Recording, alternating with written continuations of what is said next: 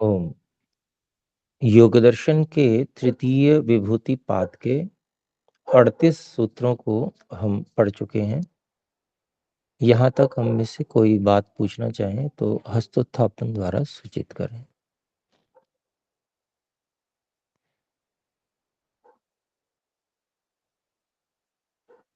जी, तो ठीक है, हम आगे बढ़ सकते हैं।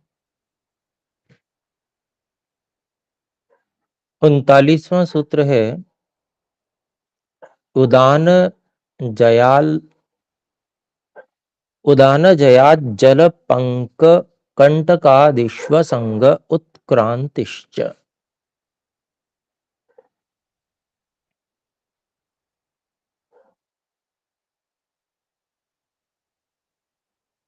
तो यहाँ पर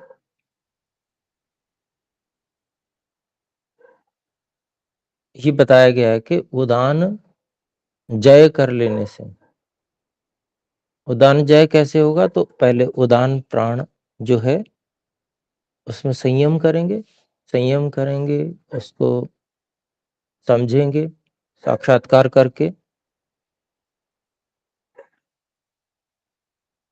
और उसके विज्ञान को समझकर और फिर संकल्प से कैसे उसको उपयोग किया जाता है उसका विषय पता चल जाएगा। तो ऐसा करने से क्या होगा, उदान में संयम करने से उदान को विजय कर लेने पर योगी जल पंक कंटक अर्थात जल जो कीचड़ है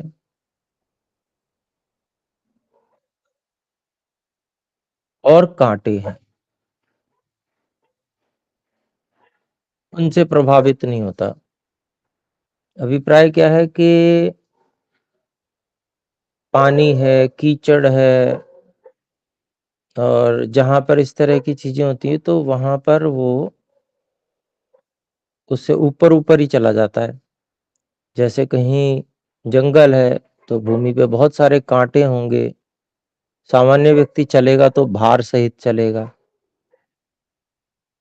तो पैर में कांटा चुभेगा। लेकिन अगर उसी कांटे पर इतनी हल्की चीज पड़े उस कांटे पर कि कांटा उसके अंदर घुसे नहीं, तो कांटे का प्रभाव भी नहीं पड़ेगा। तो ऐसे ही यहाँ पर भी बताया गया कि जल, कीचड़ और कांटे आदि का असंग रहता है। मतलब जल, पानी, कीचड़ इत्यादि में वो डूबता नहीं है, धंसता नहीं है, कांटे से बिंधता नहीं है।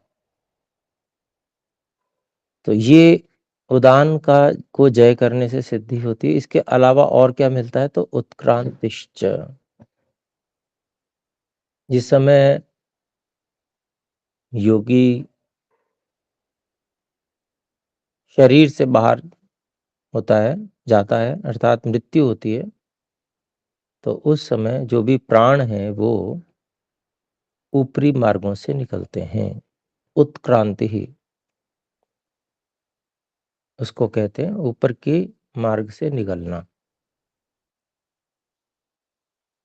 तो जो ऊपर के मार्ग हैं प्राण के, वहां से उत्क्रांति होती है।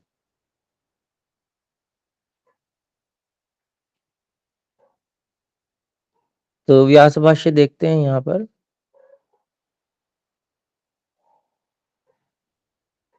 समस्तेन्द्रिय वृत्ति प्राणादि लक्षणा जीवनम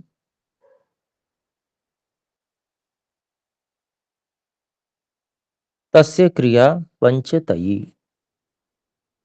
तो देखिए क्या कहते हैं यहाँ पर, जो प्राण आदि लक्षणा समस्त इंद्रिय वृत्ति ही जीवनम, इसको हम प्रमाण के रूप में भी समझ सकते हैं कि प्राण आदि के लक्षणों वाली समस्त इंद्रियों की वृत्ति है, व्यापार है। सभी इंद्रियां किसके सहारे से व्यवहार करती हैं? तो प्राण से। तो जब प्राण आदि के आश्रय वाली सभी इंद्रियों की वृत्ति और जीवन है, तो जो प्राण आदि है वो उनकी क्रिया जो है वो कैसी है? तस्य क्रिया पंचतई, वो 5 प्रकार की है।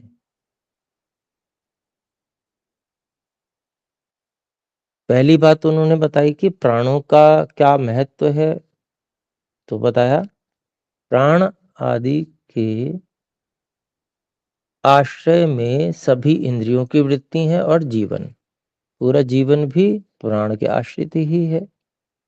और सभी इंद्रियों की जो व्यापार है वो भी किसके आश्रित है? प्राण के आश्रित है, प्राण आदि लक्षण वाला है।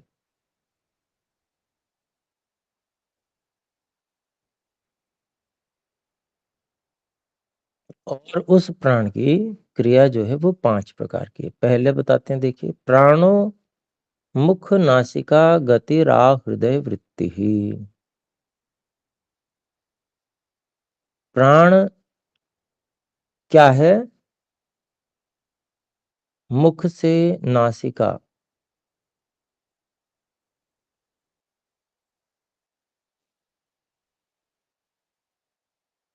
मुख नासिका गति ही आहृदय वृत्ति ही। मुख मुख और नासिका से हृदय पर्यंत जिसका संचार होता है उसका नाम प्राण है। मुख नासिका गति ही हृदय वृत्ति ही। मुख नासिका से लेकर हृदय पर्यंत जिसका व्यापार है वह क्या है? प्राण। फिर है समम नयात नयनात्, समम नयनात् समानश्च आनाभि वृत्ति ही। तो समम नयनात्, समान रूप से रस आदि का वितरण करने से, समम समम नयनात्, है ना? समान रूप से रस आदि का वितरण करने से समान नामक जो प्राण है उसकी जो वृत्ति है वो नाभि पर्यंत उसका व्यापार चलता है।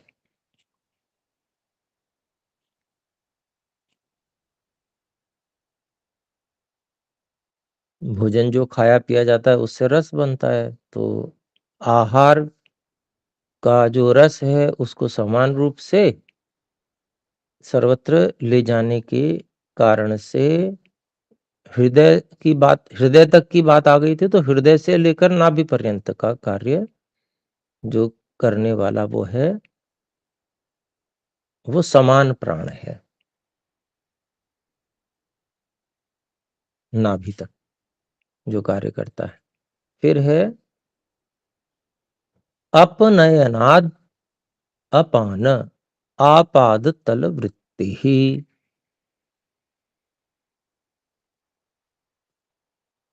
अपनयनात्, अप उपसर्ग लग गया तो वैसे नयन तो ले जाने अर्थ में ही हुआ, लेकिन अप लग गया तो दूर करने अर्थ में भी हो गया, हटाकर ले जाकर दूर करता है जो, तो मल आदि को जो दूर करता है अर्थात हटाता है, निकालता है। तो ये ऐसा अपान है जिसकी जिसका व्यापार आपाद तल, पैर के तलवे तक इसका व्यापार चलता है। तो अपान जो है वो उसका मुख्य कार्य मल आदि का विसर्जन कराना है। और इसका जो व्यापार है पूरे पैर के तलवे तक, ऐसा इसका कार्य चलता है। फिर कहा उन्नयनाद उदान आशिरो वृत्ति।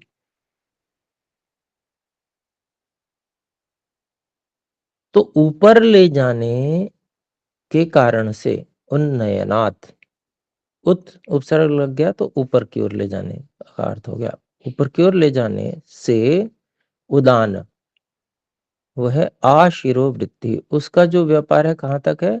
सिर तक है उसका व्यापार।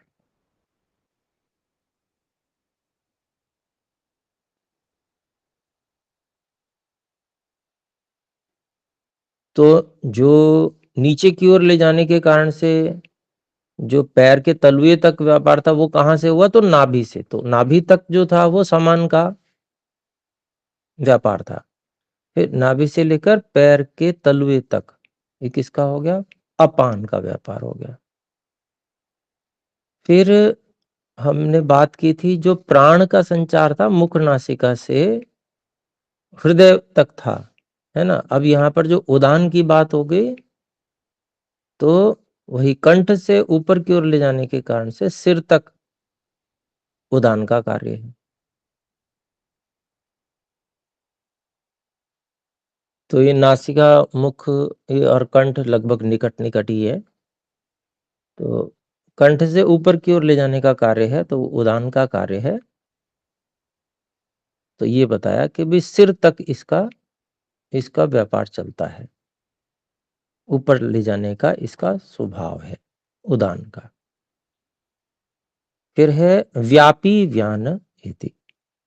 शरीर में जो व्यापक है ऐसा जो प्राण है उसका नाम व्यान है। तो 4 प्रकार की क्रिया प्राण की बता दी, तस्य क्रिया पंचतई में से 5 ही नहीं 5 प्रकार की बता दी। पहली कौन सी हो गई? प्राण हो गई, मुख से लेकर हृदय तक। दूसरा हो गया समान, समम नयति, समम नयनात् नाभि तक। फिर तीसरा हो गया अपान, पैर तक, पैर के तलवे तक। चौथा हो गया उदान, कंठ से सिर तक। और व्यापक हो गया व्यान। तो 5 हो गए। एशाम प्रधानम प्राणः, इनमें से जो सब बिल्कुल प्रधान है, सब से ज्यादा मुख्य है वो प्राण है, जो हृदय तक जिसका व्यापार है, मुख नासिका से लेकर हृदय तक जिसका व्यापार, वो प्राण जो है सभी में मुख्य है।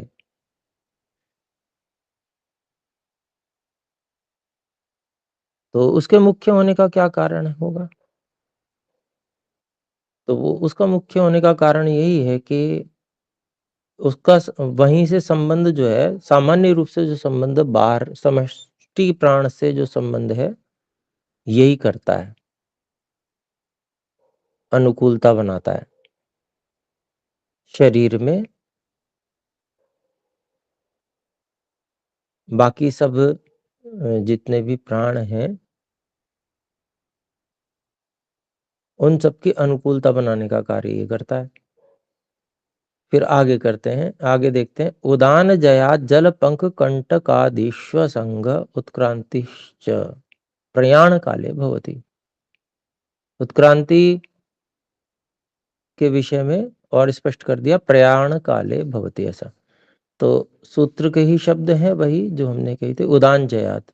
उदान प्राण में संयम करके उसको भली प्रकार से जान लेना, समझ लेना, संकल्प से उसको सिद्ध कर लेना, इससे इसी को जय कहेंगे।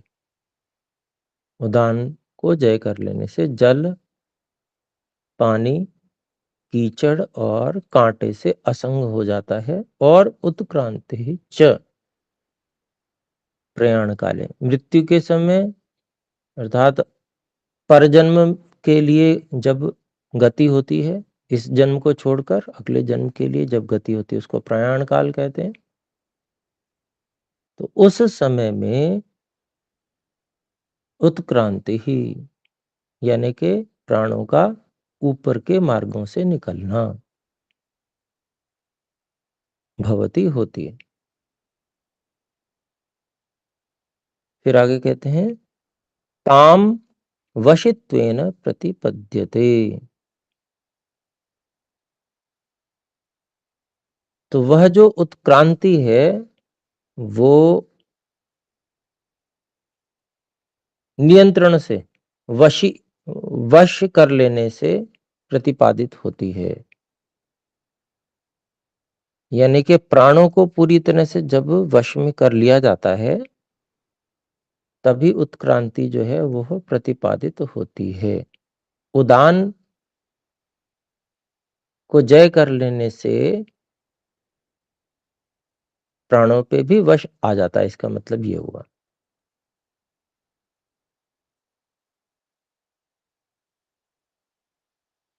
तो जितने भी हम योगियों की बात करते हैं उन्होंने उत्क्रांति की, जब भी मृत्यु, जिनको इच्छा मृत्यु प्राप्त थी वो भी उत्क्रांति उन्होंने की। और इच्छा मृत्यु जो है मैं समझता हूँ कि ये उत्क्रांति को ही कहते होंगे, जिससे कि जब इच्छा हो तब वो अपने प्राणों को स्वयं शरीर से निकाल सके, तो वो उदान जय से संभव होता होगा। अभी मैं ये एक संभावना के आधार पे कह रहा हूँ। तो आगे देखते हैं, देखिए 40वां सूत्र है समान जयात ज्वलनम।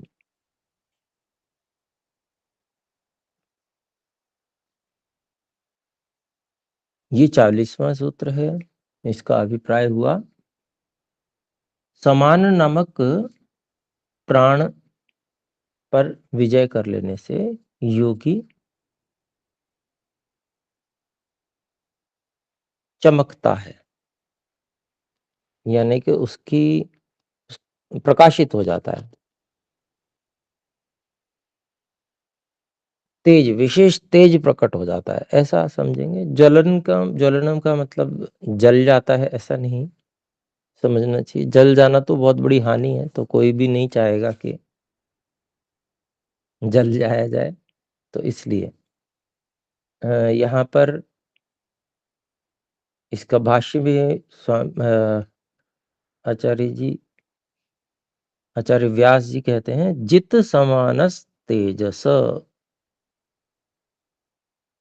उपद्मानम कृत्वा ज्वलयति। जित समानस तेजस,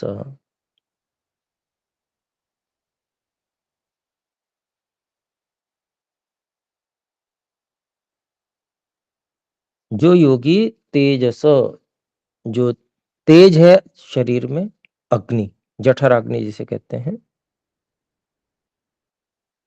जिस योगी ने समान प्राण को जीत लिया है ऐसा योगी जठराग्नि से उपद्मानम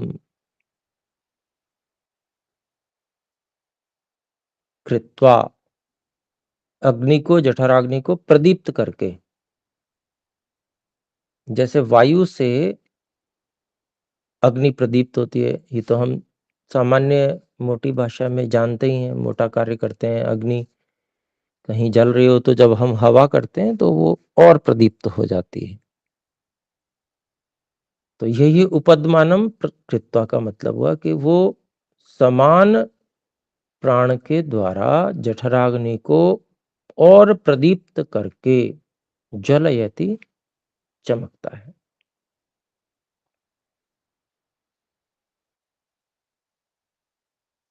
तो जैसा अग्नि को और बहुत अधिक प्रदीप्त करने के लिए अनेक रसायन हैं, जैसे भल्लातक रसायन है, भिलावा वगैरह रसायन से के प्रयोग से भी अग्नि को खूब बढ़ाकर और सारे शरीर की जो अशुद्धियां हैं उनको जला दिया जाता है। तो इसी तरह से यह योग यौगिक प्रक्रिया है। योग के द्वारा योगी समान प्राण को जान जाता है और उससे अग्नि को जितना चाहे उतना अधिक प्रदीप्त कर देता है, तो शरीर में जितनी भी अशुद्धियां हैं उनको जला डालने का सामर्थ्य इसमें आ जाता है, जिसके कारण से शरीर जो है तेज से चमकने लगता होगा। इस तरह की ये सिद्धि होगी। तो जैसे औषधि से भी बहुत सारी सिद्धियां होती हैं, अभी आएगा। अभी आपका जो चौथा पाद है उसमें पहले ही सूत्र में बताया गया है, जन्म औषधि मंत्र तपः समाधिजाः सिद्धयः।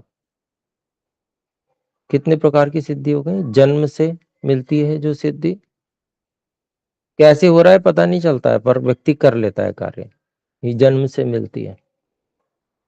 औषधि से सिद्ध होती है, तो वो जो रसायन सेवन से प्राप्त हो रही है सिद्धि, उसमें भी कम तप नहीं करना पड़ता, वो भी बहुत तप का कार्य है, वो आयुर्वेद में बताई गई है। तो औषधि से तो सिद्ध होगी वो। मंत्र से यानी कि सूक्ष्म विचार से, तप से, विशेष तप करके,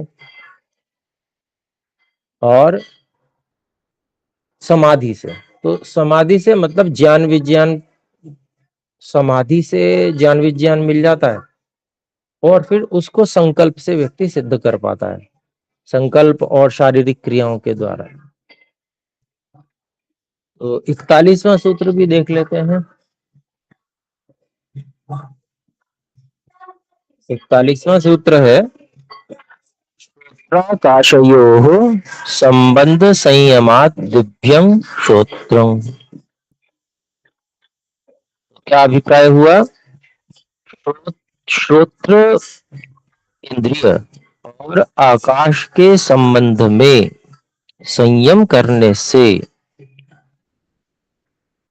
दिव्य श्रोत्र प्राप्त हो जाता है, अर्थात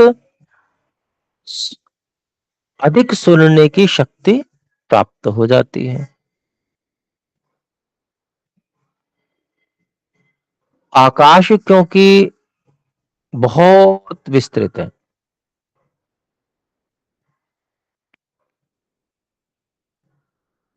तो लेकिन जहां पर श्रोत्र है वहां भी आकाश है, तो उस आकाश और श्रोत्र इन दोनों में संयम, इन दोनों के संबंध में संयम किया जाता है, यानी कि उनके विषय में जानने की कोशिश, जानने का प्रयास किया जाता है। जब वहां पर संयम करते हैं तो धारणा भी वहां करते हैं, फिर ध्यान करते हैं उसके संबंध को समझने के लिए, और समाधि भी हो जाती है, फिर उसके विषय में ज्ञान होने लगता है, वो संबंध क्या है, कैसे कार्य करता है। तो उससे क्या लाभ होगा? उससे जो है दिव्य श्रोत्रम। तो आइए भाष्य देखते हैं। सर्व श्रोत्राणाम आकाशम प्रतिष्ठा सर्व शब्दानाम च। सभी जितने भी इंद्रियां, श्रोत्र इंद्रियां हैं, उनकी आकाश में प्रतिष्ठा है। आकाश में सभी श्रोत्र इंद्रियां रह रही हैं।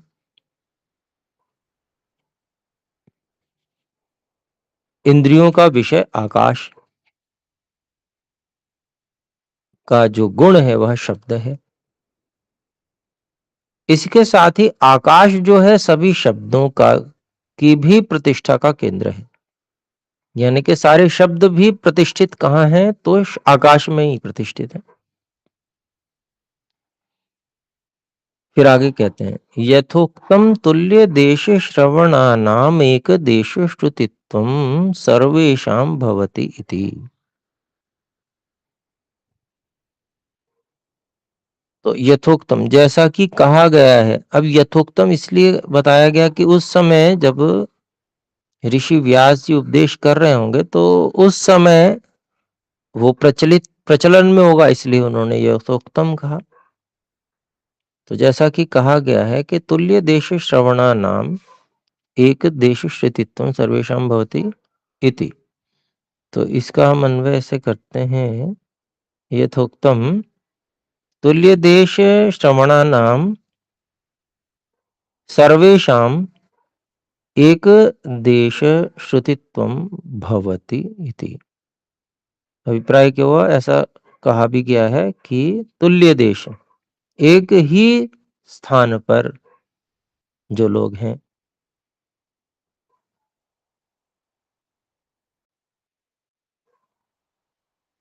उनको जो बातें सुनाई दे रही हैं, श्रवणानाम, जो एक ही स्थान पर बैठकर सुनने वाले हैं, एक देश सर्वेषाम, उन सभी की, जो एक ही स्थान पर बैठे हैं और सुन रहे हैं, उन सभी की, सर्वेषाम एक देश श्रुतित्वम, एक ही देश अर्थात आकाश देश में सुननापन भवति होता है इति। ये बात तो सिद्ध है। फिर आगे कहते हैं, तच्च एतद् आकाशस्य लिंगम, वह जो श्रोत्र है और शब्द है, ये आकाश के होने का प्रमाण है, उसका लिंग है, उसका पहचान है उसकी, कि आकाश है। सुन पा रहे हैं और शब्द भी है। शब्द भी नहीं है, खाली सुन पा रहे हैं, ऐसा तो नहीं होगा ना। शब्द भी है और हम सुन भी पा रहे हैं। तो ये किस बात का प्रमाण है? ये आकाश के होने का प्रमाण है। यहाँ आकाश है इसलिए हम सुन पा रहे हैं, शब्द भी इसीलिए हो रहा है। फिर आगे कह रहे हैं, अनावरणम च उक्तम तथा अमूर्तस्य अपि अन्यत्र अनावरणात्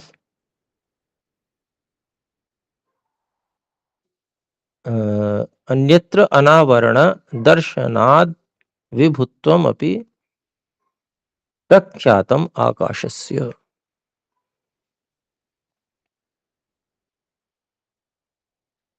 तो कहते हैं कि भाई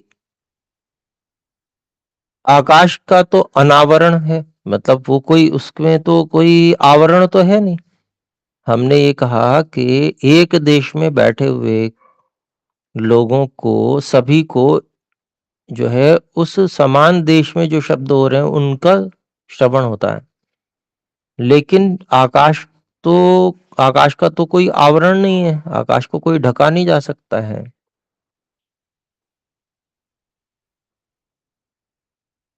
तो तथा अमूर्तस्य अपि अन्यत्र अनावरण। तो इस प्रकार से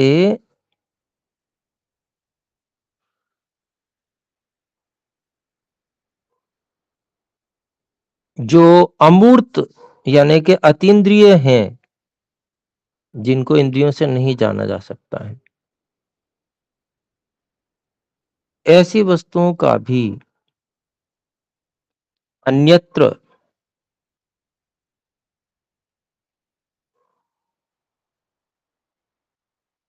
जहां पर भी वो हैं, किसी और स्थान पे, वहां पर भी अनावरण ही है। यानी कि वो चीजें कोई ढकी हुई तो नहीं है। आकाश तो, आकाश जिस आकाश देश में वो है वहां पर भी वो अनावरण है, अर्थात वहां कोई आवरण नहीं है, कोई रोकने वाली चीज नहीं है आकाश को।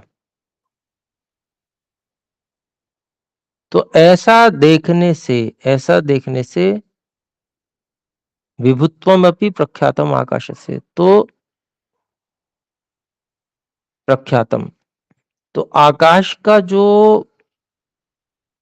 व्यापक होना है वह भी प्रख्यात है, हर सब व्यक्ति जानते ही हैं। तो शब्द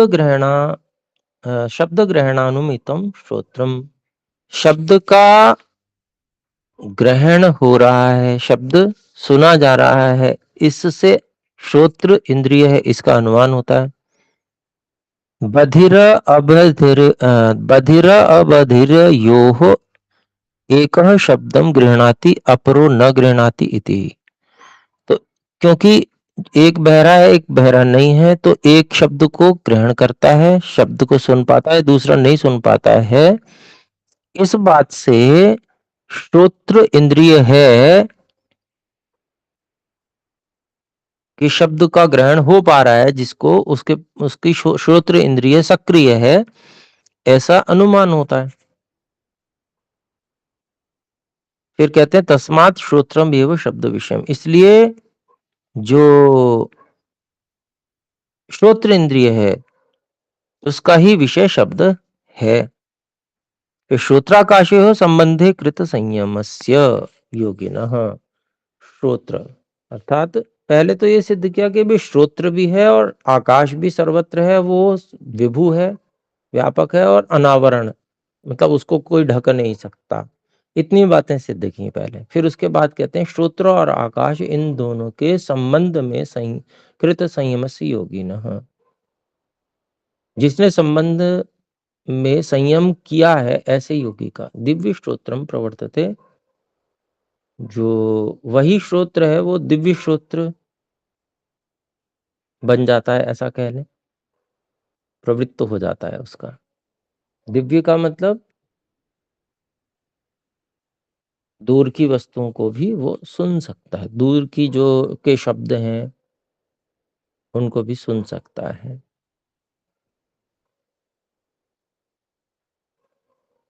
तो ये सिद्धि भी थोड़ा सा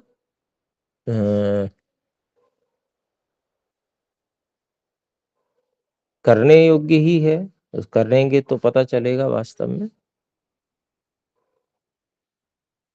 और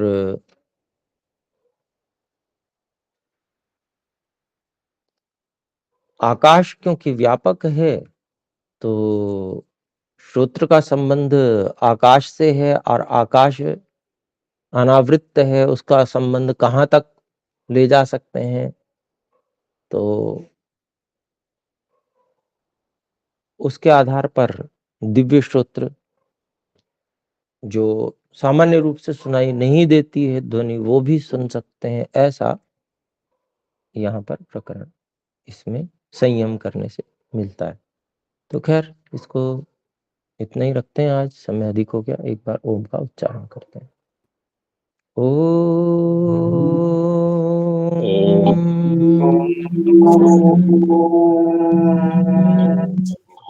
नमो नमः। सभी को सादर नमस्ते जी। नमो नमः।